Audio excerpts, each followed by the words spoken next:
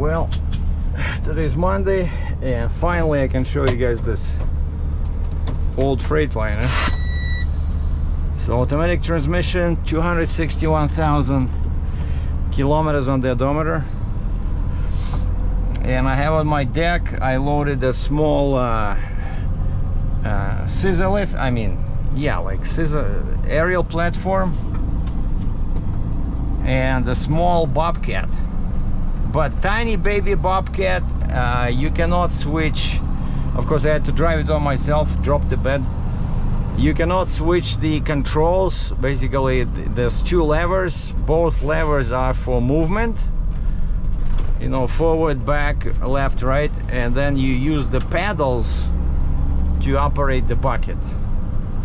But this, it only, I think this, the paperwork says 700 pounds. It's like, it's a really very small machine. And it says cap 44 inches. And I asked the guys in the shop, I said, what does it mean?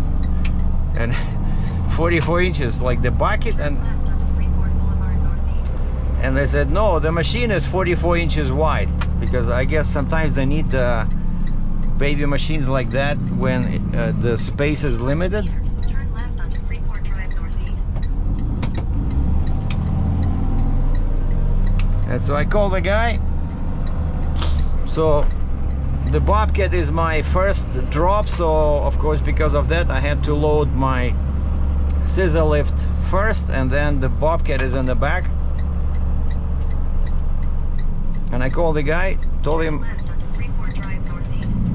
I'm 30 minutes out, and then I realized I was really approaching quarter of a tank, and I'm going like 30 kilometers south, and then there's another delivery that scissor lift, and maybe they might give me something on the way back. And there's only 2 petrol pass stations, one here in the north and there's one in the south, but I think where the Flying J is. Turn left onto Country Hills Boulevard Northeast.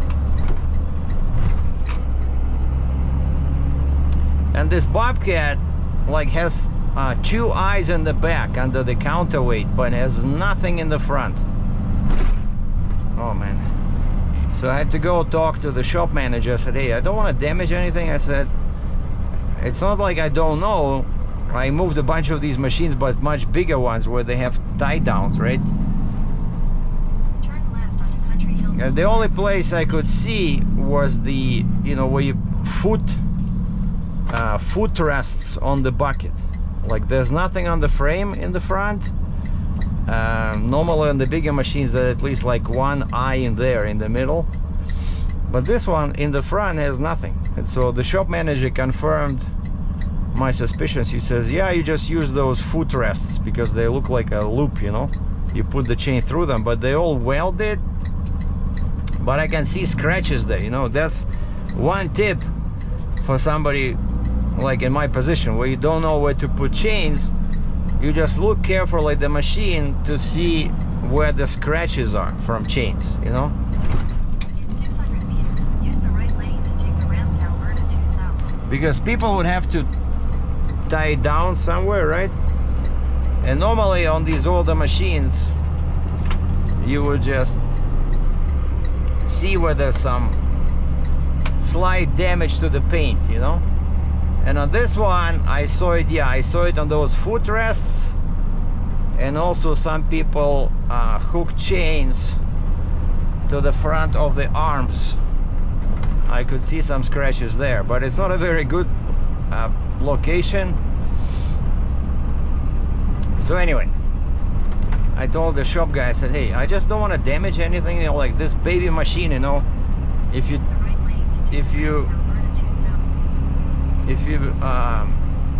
tension your chains too much, you know, you can rip something off, you know. Continue for 800 meters. So now I feel like a college professor, because the guy, when I talked to the guy who rented it, he says, I said, hey, is anybody gonna be on site there? Because I said, I have to give you the code. I said, this machine doesn't have a key. You use a code to start it. And he said, would you be able to show me how to do it?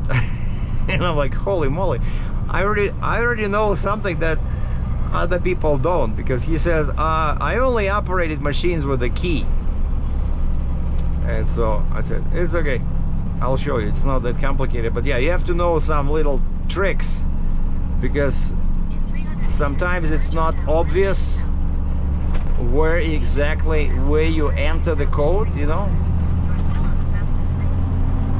Like, I'm telling you, like, I remember once it was either, yeah, John Deere. In John Deere, it might, you like look at it, but you don't see where the numbers are, you know. There's no separate keypad. You just have to know how to enter it, you know. It can be tricky if you don't know.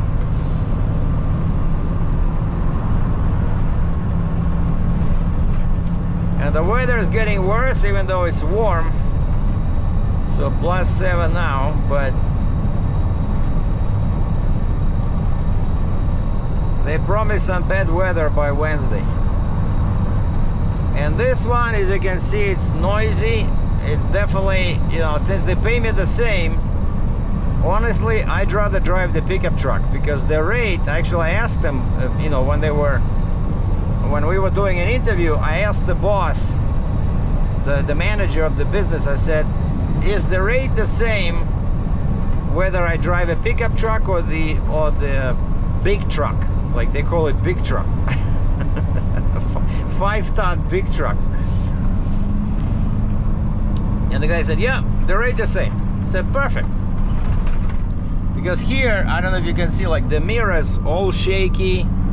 Like this one shows like there's the electric controls here, but like I need to move it out, it doesn't work. So if I can do it by hand, but then it gets back eventually, like the mirrors are all loose. Talk to the boss about this, and he says basically the mirrors need to be replaced, because it's not the outside the nuts and fasteners, it's something inside, like the whole mirror thing, like the glass itself is shaking, you know. And the same on that side, it's just very irritating. And then the other thing is, he did not even know this, but I told him, basically, this is a telescopic wheel, right? Well, I'm not gonna do it now because I'm driving, but there's a pedal there where you can adjust the position, like horizontally and vertically, right? You can push it down if you like of short stature,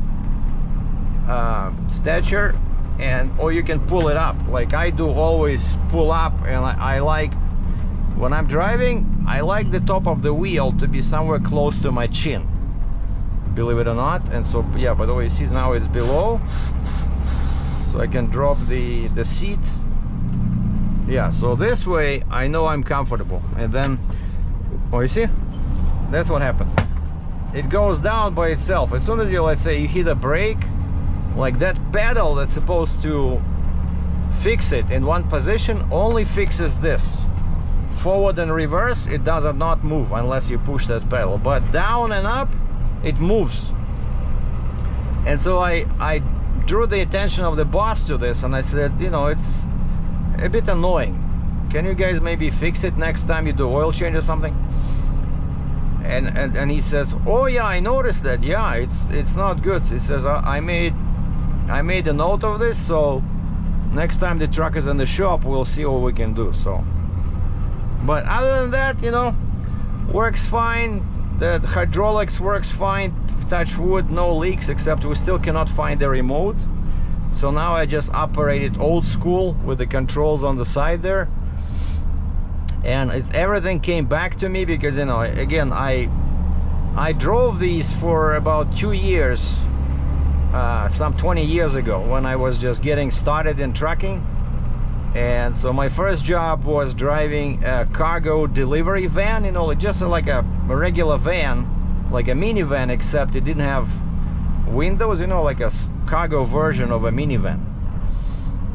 And it was a Dodge 5.7 V8, I still remember. It was my own. I bought it, but then I couldn't pay for it, so I couldn't make any money, so the bank took it away. And then I drove a 5-ton delivery truck, just like a regular truck with a fixed bed. And sometime around the same time I drove, I joined a towing company. And at first I drove a regular pickup truck, you know, like a typical tow truck. But then they realized that I had class 3 or D in Ontario. And not everybody has that, right? And they said, hey, you want to drive a tilt and load flatbed truck? And I said, is there going to be a bit more money? They said, yeah. I said, okay. And so I drove exactly the truck like this, except it was, I think it was GMC. Yeah, then they bought a brand new one with a very long bed, Kenworth. And that Kenworth was a nightmare, you know. I don't know why, but of course it's a, you know, smaller truck, not like what I drove when I had my own heavy haul business. But that one, right off the bat, it had a bunch of leaks. I still remember they had to take it to a Kenworth dealer in Mississauga, Ontario there. Like it had coolant leaks in the engine, you know, like very like the assembly, you know, the work, how they put everything together, left a lot to be desired. So I had a feeling that I forgot something or I screwed up something, you know, and I double checked, triple checked with the shop guys, right, how to tie it down, if this was the proper machine. And then I show up at the delivery. The guy is very friendly. I take the chains off, and then I was just about, you know, put my bed down. I was just about to drive the machine off on the ground, and this guy looks at the bucket and he says, I asked for a smooth bucket, and the one I have on the machine has teeth. He says, I cannot use it. I'm gonna be grading. I need a smooth bucket. And I said, I don't think I saw it on the paperwork. And I go into the cab, I grab the paperwork, and sure enough it says 42-inch smooth bucket. So I made a mistake. And again, I double check. I asked the shop guys, I said, you know, make sure this is what I'm picking up, right? And they said, yeah, there's 3 machines in there, take any one. So nobody looked at the smooth bucket thing. And so I asked the guy, so I said, what? So now I have to take it back? He says, yep. But I figured, hey, you know, that bobcat is in the back, right? So now it's in the way of my scissor lift, my next delivery. It would be too much work, you know, each time, like, I would have to drive off the bobcat first in order to unload the scissor lift. It just seems like a waste of time. And so I called dispatch. I said, guys, I screwed up. The guy needs a smooth bucket. What do I do? Do I take the whole machine back, or can I just leave him the machine and just take the bucket? Because I look at the bucket, it has a quick disconnect you know, option. So, and the dispatcher had a better idea. He says, no, just leave the entire machine there with the bucket. And he says, I'm gonna send one of the shop guys with a pickup truck, and they're gonna bring the smooth bucket. Okay. And so I talked to the guy. I said, once again, I apologize, but you know, mistakes happen. So I'm gonna leave the entire machine, and a pickup truck guy will bring you the proper bucket.